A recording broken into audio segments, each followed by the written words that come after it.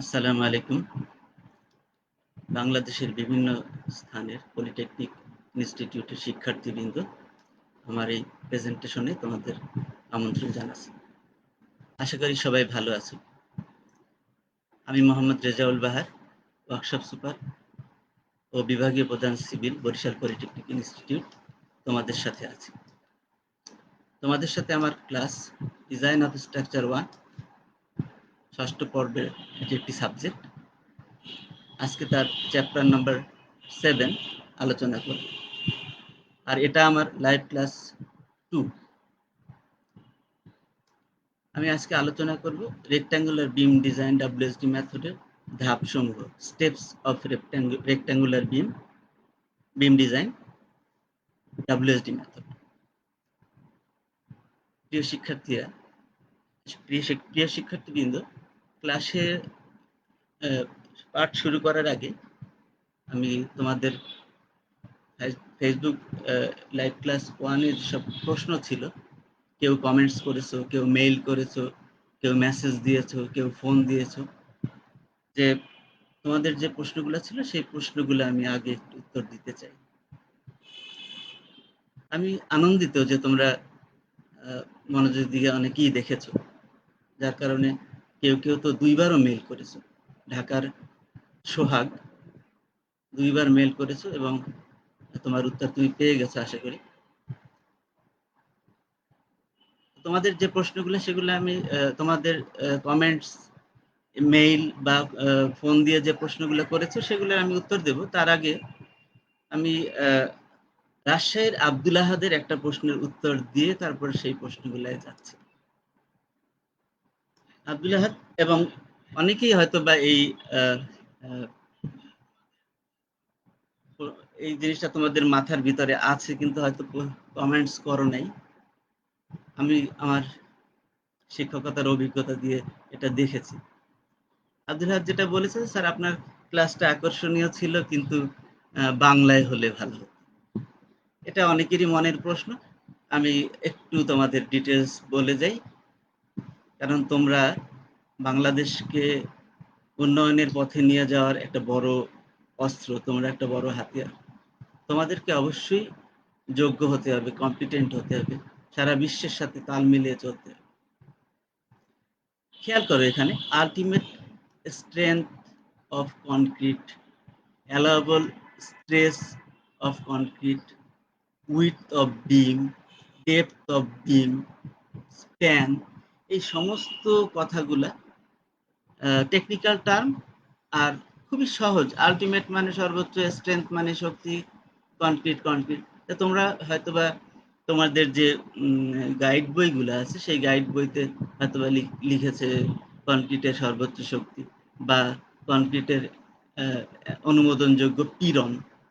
আসলে এই টেকনিক্যাল টার্মগুলা যেগুলো আছে, এই টেকনিক্যাল টার্মগুলার বাংলা সেরকম ভাবে হয়নি। আমাদের বাংলা ভাষাকে আমরা এখনো সেই পর্যায়ে নিয়ে যেতে পারিনি যে টেকনিক্যাল টার্মগুলা বাংলায় সম্ভব। এই কারণে ইংরেজিতে লিখতে হচ্ছে। আরেকটা বড় কারণ হলো, তোমাদের কোনো টেক্সট বই বাংলায় নেই।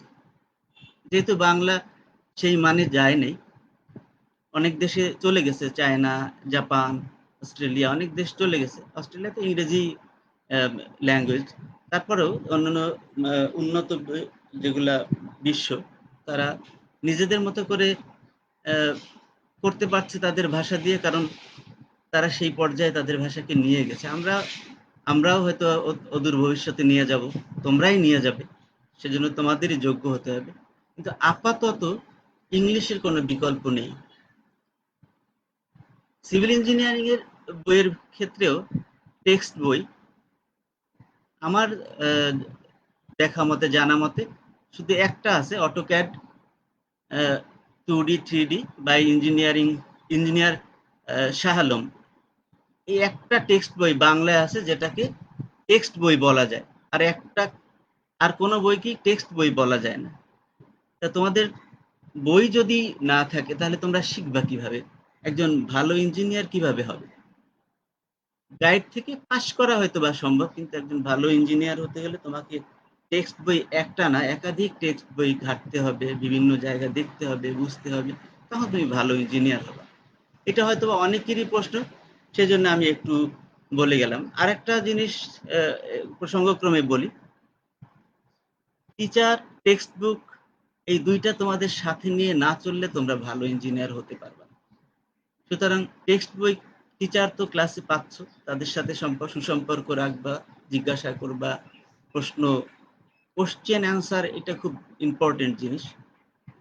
আর টেক্সট বই ফলো করবা, গাইড সাথে রাখো হেল্পের জন্য। আর ইংরেজি ভাষা একটা সহজ ভাষা, তোমরা ভয় পেলে আগাইতে পারবে না। যে কোনো জিনিস, যে মানুষ যেটা ভয় পায় সেটা অর্জন করতে পারে না। তা আমি, তোমরা জানো ফেসবুক ক্লাসগুলো আধা ঘন্টা, বেশি লম্বা কথা বলার স্কোপ নেই, তোমরা অভিজ্ঞ শিক্ষক মন্ডলীর কাছ থেকে শুনে নিবা। আর যে প্রশ্নগুলো এসেছে সেগুলো আমি সামারাইজ করে আমি তোমাদের উত্তর দেব। আসলে কিছু বিগত সেমিস্টারগুলোতে তোমরা এগুলা পড়েছো, কিন্তু হয়তোবা ওই একই সমস্যা, টেক্সট বই না থাকার কারণে, পাস করার একটা মেন্টালিটি নিয়ে পড়ার কারণে অনেক কিছু ভুলে যাও, অনেক কনভার্সন ভুলে যাও, বা কেমনে কি হলো, সমস্যাগুলো আসে। সেজন্যই আমার কাছে অনেক কমেন্টস বা অনেক মেসেজ, অনেক ফোন আসছে, সেগুলো আমি এখানে একটু সংক্ষিপ্ত আকারে উত্তরগুলা দেব।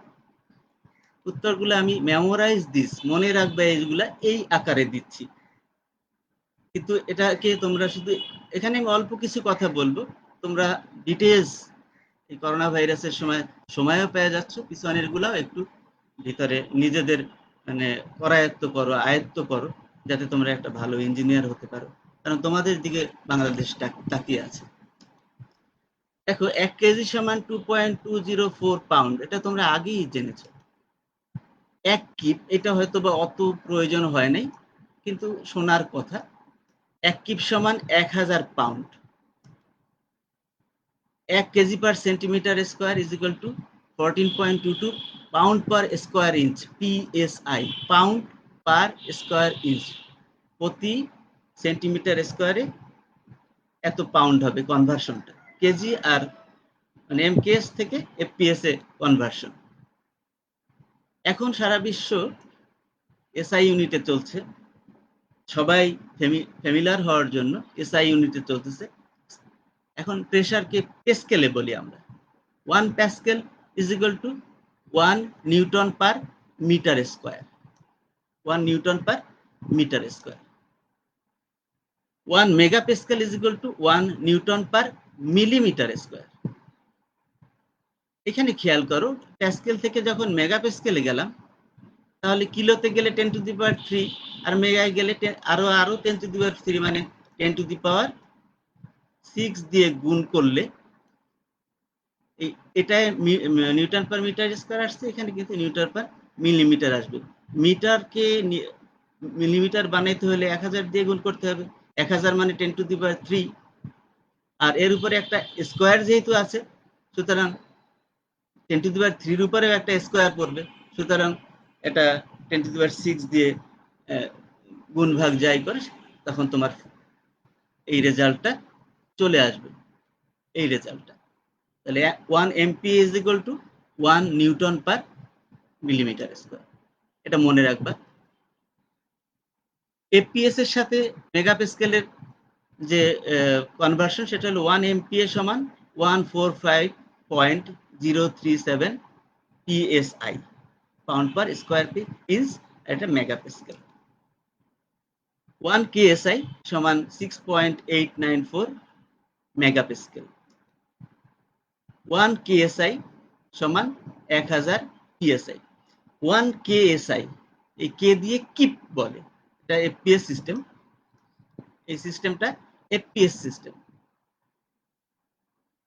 1 কিপ পার স্কোয়ার ইঞ্চ সমান হলো 1000 পাউন্ড পার স্কোয়ার ইঞ্চ। কিপ পার স্কোয়ার ইঞ্চ, পাউন্ড পার স্কোয়ার ইঞ্চ, এখানেও একটা এই কথাটা ছিল, 1 কিপ সমান 1000 পাউন্ড, আর এখানে হলো প্রেসারে চলে আসলাম আমরা, 1 keep per square inch is equal two 1000 pound per square inch. অনেকেই একটা প্রশ্ন করছে আমার কাছে, আমি জানি না কেন করছো। হয়তোবা গাইড বইতে লেখা আছে যে 60 গ্রেড রড বলতে কি বোঝো বা 40 গ্রেড রড বলতে কি বোঝো, সেই জন্য যদি হয় তাহলে দুঃখ পাবো। আর যদি জানার জন্য হয়, যেমন সোহাগ মেইল করছে, 2 বার মেইল করছে, আমি অত্যন্ত খুশি। আব্দুল হাদ মেইল করছো, সিলেট থেকে রাফি ফোন করছো, সবারই আমি, আরো অনেকে কমেন্টস করছো, মেসেজ করছো, আমি সবার নাম মনেও নাই, বা ইমেল যারা করেছে, যারা ফোন করছে বারবার, তাদের নামগুলা মনে আছে। কিন্তু আমার ভালো লেগেছে তোমরা জানতে চাচ্ছ, শিখতে চাচ্ছ।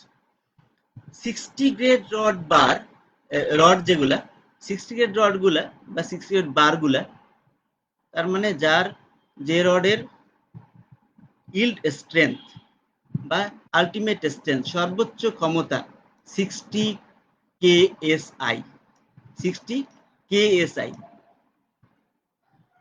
হিপ পার স্কোয়ার ইঞ্চ, সেটাকে বলে 60 গ্রেড রড। তার মানে তুমি যদি পিএসআই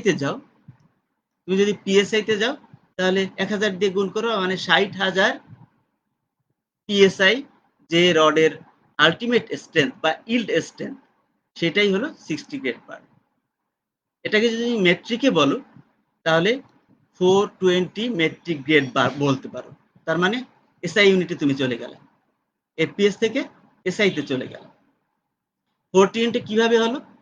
দেখো, 1 কেএসআই সমান, এই মেগাপাস্কেলের কনভার্সনটা এখানে আছে, 6.89 মানে 6.9 ধরতে পারো, আর এটাকে রাউন্ড ফিগার নিলে 7 ধরতে পারো।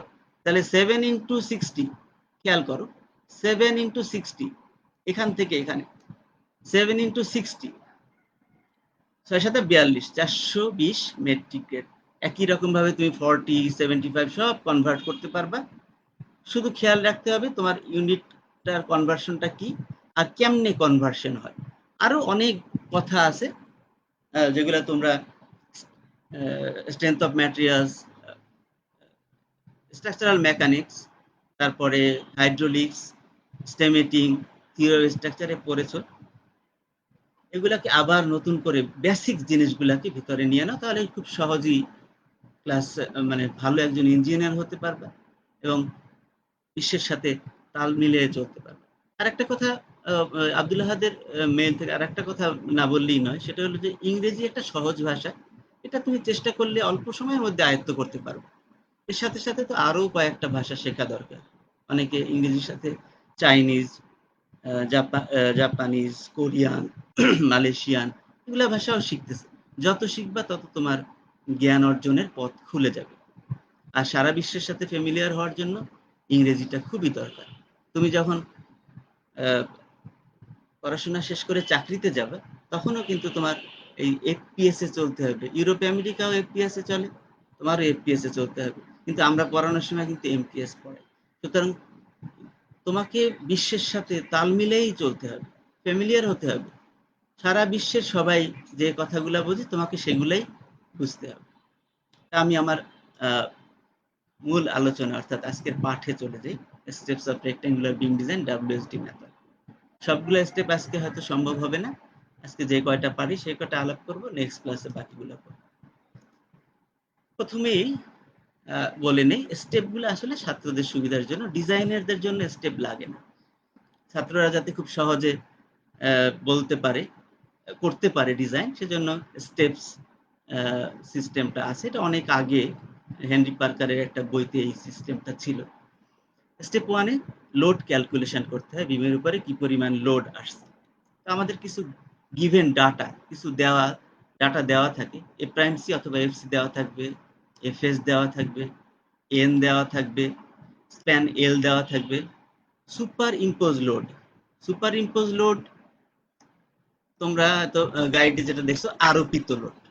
এই সুপার ইম্পোজ লোড হলো বিমের নিজস্ব ওজন, ডেড লোড বলি আমরা যেটাকে।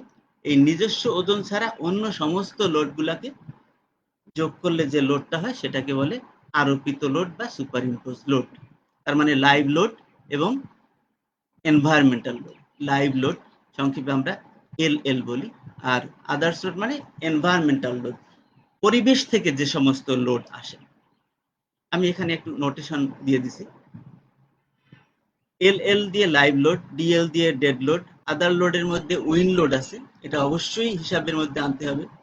সিসমিক লোড মানে ভূমিকম্প জড়িত লোড আছে, এটাও অবশ্যই তোমাদের বিবেচনায় নিতে হবে কাঠামো স্ট্রাকচার ডিজাইন করতে গেলে। এছাড়া উপকূলীয় এলাকা যদি হয়, সেখানে জলোচ্ছ্বাস ইত্যাদির কারণে যে ধাক্কাটা আসে, যে থ্রাস্ট আসে, সেটাও হিসাব করতে হবে। যে সমস্ত দেশে বেশি বৃষ্টিপাত হয়, সেখানে বৃষ্টি জমার কারণে যে ওজন, সেটা হিসাব করতে হবে। যেখানে অনেক তুষারপাত হয়, সেসব জায়গায় তুষারের ওজনটাকেও হিসাব করতে হবে। এই সব কিছুই সুপার ইম্পোজ লোড বা আরোপিত লোড হিসাবে বলে থাকি আমরা। আর ডেড লোডটা হলো সেলফ ওয়েট অফ বিম, বিমের নিজস্ব ওজন। আমি আশা করি তোমরা বুঝে ফেলছো। এই ডাটাগুলো দেওয়া থাকবে, কিন্তু এটা ক্যালকুলেশন না। তাহলে সুপার ইম্পোজ লোড দেওয়া আছে, এখন যদি আমি ডেড লোডটা বের করে ফেলি, তাহলেই কিন্তু টোটাল ওজনটা বের হয়ে যাবে। ডেড লোড যদি আমি বের করতে চাই, তাহলে বিমের দৈর্ঘ্য, প্রস্থ, উচ্চতা, এই তিনটা জিনিস লাগবে, তার সাথে একক ওজন লাগবে। একক ওজন হলো কনক্রিট যেহেতু, সেজন্য 2400। আর যদি দেওয়া থাকে কিছু 2350 ইত্যাদি দেওয়া থাকে, তাহলে সেটা নর্মালি আমরা 2400 কেজি পার মিটার কিউব একক ওজনটা আমরা জানি। তাহলে সেলফ ওয়েট বের করতে গেলে দেখো, এলটা আমাদের স্প্যান প্রথমে দেওয়া থাকবে, কিন্তু বি এবং ডি এই দুইটাকে প্রথমে বের করে নিয়ে তারপর সেলফ ওয়েটটা বের করতে হবে। এখানে একটা তোমরা ক্রস সেকশন দেখতেছো, এই বি আর এই পুরাটা হলো ডি, গভীরতা। ডি না, সরি, ডি হলো কার্যকরী গভীরতা, আর এই পুরাটা হলো গভীরতা। এটা বের করতে গেলে ডি এর মান ধরে নেব আমি স্প্যান থেকে। সাধারণত স্প্যানের 10% হয় ডি, স্প্যানের 10%। এখানে অনেক কথা আছে, তোমরা যখন বই ঘাটবা দেখবে অনেক কথা আছে। আমেরিকা একরকম বলছে, অস্ট্রেলিয়া একরকম বলছে, নেদারল্যান্ড একরকম বলছে, ইন্ডিয়া একরকম বলছে, এশিয়া একরকম বলছে, এসটিএম একরকম বলছে। সামারাইজ করলে তোমরা ছাত্রদের জন্য এটা নিয়ে চলাই ভালো। ডি হবে এল এর 10%, অথবা 1 মিটারের জন্য 10 সেন্টিমিটার, 1 মিটারের জন্য 10 সেন্টিমিটার, যদিও এখানে রেঞ্জটা 4 সেন্টিমিটার টু 10 সেন্টিমিটার। এটা অভিজ্ঞ ইঞ্জিনিয়াররা বুঝবে কোন জায়গায় বেশি কম করা যায়। তোমরা ছাত্ররা 10% অফ এল ধরে নিয়ে ডি বের করে ফেলবা। ধরো স্প্যান আছে 5 মিটার, তাহলে 10% হলে ডি হবে 50 সেন্টিমিটার। স্প্যান যদি হয় 5 মিটার, তাহলে প্রতি মিটারে 10 সেন্টিমিটার করে ধরলে বা 10% ধরলে 50 সেন্টিমিটার হবে ডি। এরপর তুমি বের করবে বি। বি বের করার সময় আগের মতোই অনেক কথা এখানে আছে, বিভিন্ন জন বিভিন্ন মতামত দিচ্ছে, সেটা সামারাইজ করলে বি হলো হাফ থেকে 2/3 অফ ডি। ডি যা পাইছো তুমি, যেমন এখানে উদাহরণস্বরূপ আমি লিখেছিলাম 50, তাহলে এর হাফ নিলে 25। এই 25 হলো বি, 25 সেন্টিমিটার। ডি বি এগুলো সেন্টিমিটারে বের হবে। বিভিন্ন কোড বিভিন্ন রকম কথা বলছে, আমরা এখান থেকে তোমরা যখন বই পড়বে তখন আসবা। আধুনিককালে বিএনবিসি নামে বাংলাদেশ একটা কোড তৈরি করছে, তারাও এরকম কথা বলছে, 1/3 থেকে 3/4 হবে বি, ডি এর 1/3 থেকে 3/4, কিন্তু 25 সেন্টিমিটারের কম হতে পারবে না, অথবা 1 ফুটে 1 ইঞ্চি, এরকম কথা বিএনবিসিও বলতেছে। বিএনবিসি আসলে এসিআই এর সাথে যেটা মেলে এরকম নিয়ে চলতেছে, এখনো পরিপূর্ণ হয়নি। তাহলে আমাদের সুপার ইম্পোজ লোড দেওয়া ছিল, এখন সেলফ ওয়েট বের করার জন্য এল, বি এবং ডি এই তিনটাই বের হয়ে গেল। 2400 দিয়ে বের হয়ে গেছে একটু আগে, আমরা ধরে নিচ্ছি এই ডি এবং বি আর এল তো দেওয়াই আছে, আর 2400 দিয়ে গুণ করলে তোমার সেলফ ওয়েটটা বের হয়ে যাবে। এখন এই দুইটাকে যদি তুমি যোগ করো, তাহলে ওমেগা অথবা ডাব্লু বের হবে। ওমেগা অথবা ডাব্লু, কখন ওমেগা কখন ডাব্লু, এটা খেয়াল করো। যদি সুপার ইম্পোজ লোডটা প্রতি কেজি পার মিটারে দেওয়া থাকে, কেজি পার মিটারে যদি সুপার ইম্পোজ লোডটা দেওয়া থাকে, তাহলে ওমেগা বের হবে। ওমেগা মানে 1 মিটারে। আর যদি সুপার ইম্পোজ লোডটা পুরা বিমের উপরে যা লোড আছে তা দেওয়া থাকে, তাহলে বের হবে ডাব্লিউ। আমরা জানি ডাব্লিউ সমান ওমেগা এল। আমার কথা বুঝতে পারছো কিনা? আমি আবার রিপিট করতেছি, এখানে একটু আমি নোটও দিয়ে দিছি। যদি সুপার ইম্পোজ লোড কেজি পার মিটারে দেওয়া থাকে, তাহলে এল এর মানটা হবে 1। এই জিনিসটা খুব ভালো মতো মনে রাখবে। সুপার ইম্পোজ লোড যদি পুরা বিমের ওজন দেওয়া থাকে, বিমে আরোপিত ওজনটা দেওয়া থাকে সুপার ইম্পোজ লোড হিসাবে, তাহলে তুমি এল এর যা মান, এল যদি 5 মিটার হয়, ধরো কথার কথা 5 মিটার যদি হয়, তাহলে 5 মিটারই লিখবা। 4 মিটার হলে 4 মিটার, 6 মিটার হলে 6 মিটার লিখবা। কিন্তু যদি বলে যে বিমের উপরে প্রতি কেজি মিটারে এত লোড দেওয়া আছে, ধরো 2500 লোড, কেজি লোড প্রতি মিটারে দেওয়া আছে, তখন তুমি এল এর জায়গায় কিন্তু 1 বসাইতে হবে। এই জায়গায় ছাত্ররা অনেক সময় ভুল করে পারে, বিশেষ করে যারা প্র্যাকটিস করো না, তাদের ভুল হয়ে যেতে পারে। তাহলে যদি প্রতি কেজি পার মিটারে থাকে, তাহলে ওমেগা বেরোবে। আর আদারওয়াইজ সম্পূর্ণ লোডটা দেওয়া থাকলে ডাব্লিউ বের করা থাকবে। ওমেগা জানা থাকলে ডাব্লিউ বের করা যাবে, ডাব্লিউ জানা থাকলে ওমেগা বের করা যাবে। W is equal two omega এল, এটা তোমরা জানো, সেখান থেকে বের করা যাবে।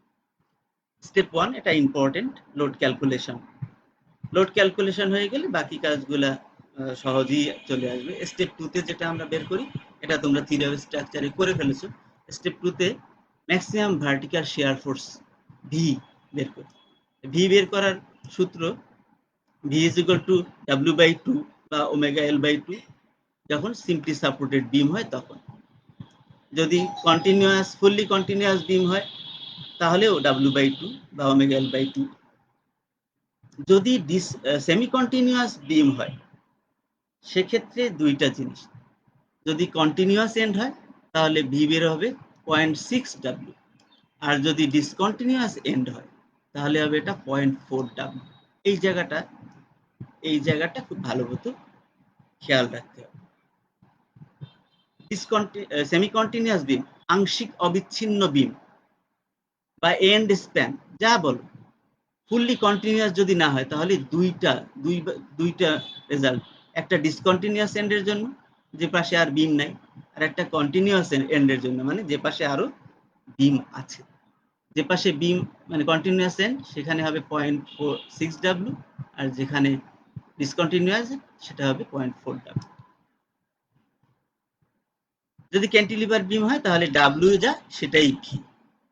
এটা তোমরা থিওরি অফ স্ট্রাকচারে পড়ে ফেলছো। স্টেপ 3 তে আমরা ম্যাক্সিমাম বেন্ডিং মোমেন্ট এম বের করি। এম ম্যাক্স মানে এম সমান, যদি সিম্পলি সাপোর্টেড বিম হয়, তাহলে তোমরা জানো এটা ডাব্লিউ বাই এল অথবা omega L square by, sorry, W L by 8। আর যদি ওমেগায় বলি, তাহলে ওমেগা এল স্কোয়ার বাই 8। এত কেজি মিটার।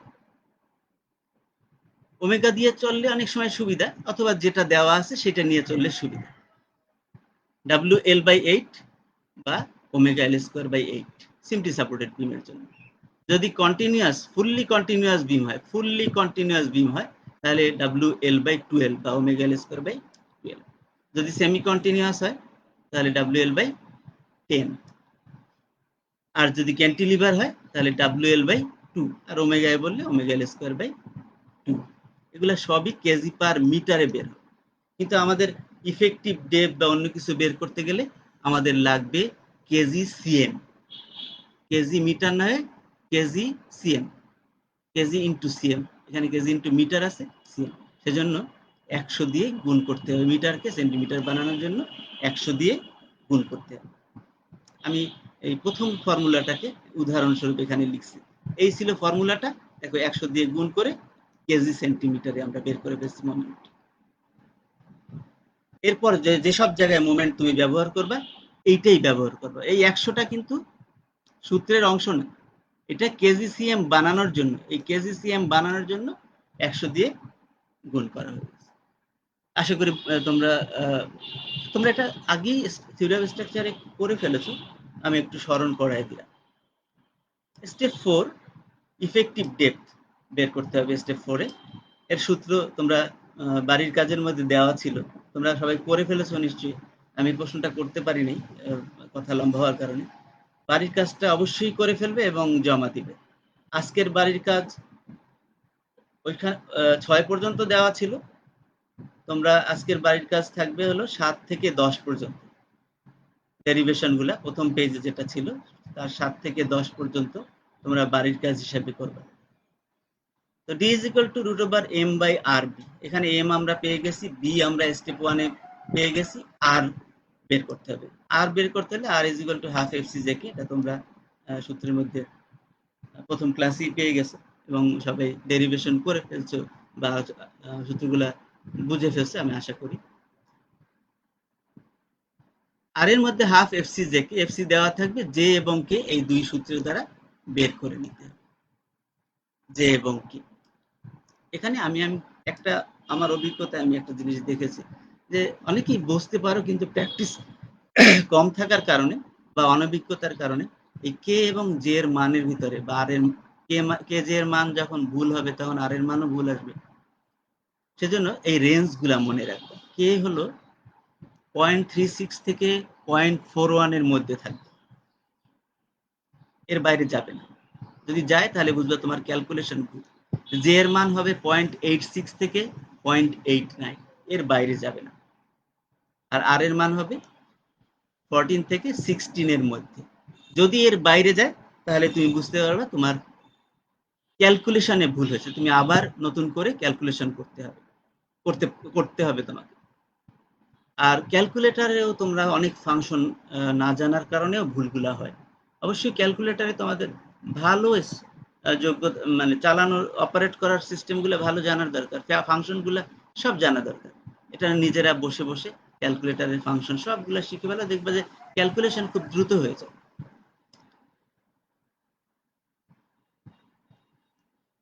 তাহলে ডি যদি বের হয়ে যায়, ডি মানে ইফেক্টিভ ডেপথ, কার্যকরী গভীরতা, তার সাথে যদি আমরা এইটুক, তার মানে টোটাল কভারিং, এটাকে বলে টোটাল কভারিং, এই টোটাল কভারিং যদি যোগ দিয়ে দিই তাহলে আমরা পুরা ডেপথটা পেয়ে যাবে, পুরা ডেপথটা আমরা পেয়ে যাব। D plus total covering is equal two total depth, এর কোনো সিম্বল নাই, বড় হাতের ডি বা এরকম কিছু নাই, টোটাল ডেপথ। আর ক্লিয়ার কভারিং হলো রডের নিচ থেকে বিমের নিচ পর্যন্ত যে ডিস্টেন্স, এটা হলো যে থিকনেস, এটা হলো ক্লিয়ার কভারিং। আর এটা হলো হাফ ডায়া, রডের অর্ধেক। এসিআই কোড বলছে যে রডের ক্লিয়ার কভারিং 5 সেন্টিমিটার নিতে হবে। আর হাফ ডায়া আমরা যেহেতু এখনো রড কোনটা সেটা ব্যবহার করতেছি না, তখন হাফ ডায়া হবে যে সাধারণত আমরা 25 মিলিমিটার ডায়া রডকে স্ট্যান্ডার্ড ধরে বা 8 নম্বর রডকে স্ট্যান্ডার্ড ধরে হিসাব করি, তাহলে 25 মিলিমিটার মানে 2.5 সেন্টিমিটার, তার অর্ধেক হবে 1.25, তাহলে টোটাল কভারিংটা তুমি পেয়ে যাবে 5 এর সাথে 1.25 যোগ দিলে, এটা টোটাল কভারিং যোগ দিলে টোটাল ডেপথ পেয়ে যাবে, মানে বিমের সাইজটা বের হয়ে যাবে। এরপরে যেটা আছে দেখো, ডি কে আমি আবার বের করছি। কেন বের করছি? ডি থেকে টোটাল ডেপথ থেকে আবার ওই যে কভারিং, টোটাল কভারিংটা আবার বিয়োগ দিছি। এটা কেন দিছি সেটা আগামী ক্লাসে তোমাদের বলবো। আগামী ক্লাসে বলতে ডিজাইনের সময় আমি আলাপ করব। এরপর এরিয়া অফ স্টিল, কতটুক রড লাগবে, এই রডগুলা কতটুক লাগবে। এরিয়া অফ স্টিলের সূত্র সহজ, M by F S JD, এটা খুব সহজেই বের হয়ে যাবে। কিন্তু তুমি শুধু এরিয়া অফ স্টিলের মান বের করলেই হবে না। মনে করো area of steel 15 centimetre square বের হলো, কিন্তু এটা বের করলেই হবে না, তোমাকে বলতে হবে কত মিলিমিটার বার কয়টা লাগবে। তাহলে একটা রডের ক্ষেত্রফল বের করতে হলে পাই ডি স্কয়ার বাই 4, মনে করো 25 সেন্টিমিটার যদি হয়, 25 মিলিমিটার বার যদি হয়, তাহলে পাই ডি এর মান হবে 2.5 সিএম এর স্কয়ার বাই 4, তাহলে রেজাল্টটা ক্যালকুলেট করে দেখবা এরকম হবে 4.9। এটা দিয়ে এটাকে যখন ভাগ দিবা তাহলে যে ফিগারটা আসবে, যেমন এটা 5-এর মতো, তাহলে এখানে যদি 15-কে ভাগ দেয় তাহলে 3 পয়েন্ট সামথিং আসবে, মানে 4টা রড লাগবে। কিন্তু তাতে একটা জিনিস খেয়াল রাখতে হবে, ইকোনমিক্যাল হতে হবে। এখন ইকোনমিক্যাল করতে গেলে তোমার সব রডের ডায়া, পেরিমিটার এগুলো জানা দরকার। তোমাদের বাড়ির কাজ থাকবে 10 মিলিমিটার থেকে 32 মিলিমিটার ডায়া রডের এরিয়া এবং পেরিমিটার, ক্ষেত্রফল এবং পরিসীমা, এটা মুখস্থ রাখবা, তাহলে তোমরা ডিজাইন সহজেই করতে পারবে। এটা বাড়ির কাজ রইলো। আর ওদিকে 7 থেকে 10 বাড়ির কাজ রইল। প্রিয় ছাত্রছাত্রী বৃন্দ, আশা করি আজকের আলোচনায় তোমরা বুঝতে পেরেছো যে কি করতে হবে। তোমরা নিজেরা প্র্যাকটিস করবা, কোনো বিষয়ে জানার থাকলে কমেন্টস করবা ভিডিওতে, এবং আমার সাথে কন্ট্যাক্ট করতে পারো, আমার কন্ট্যাক্ট নাম্বার দেওয়া আছে। আর ভিডিওটা বারবার দেখো।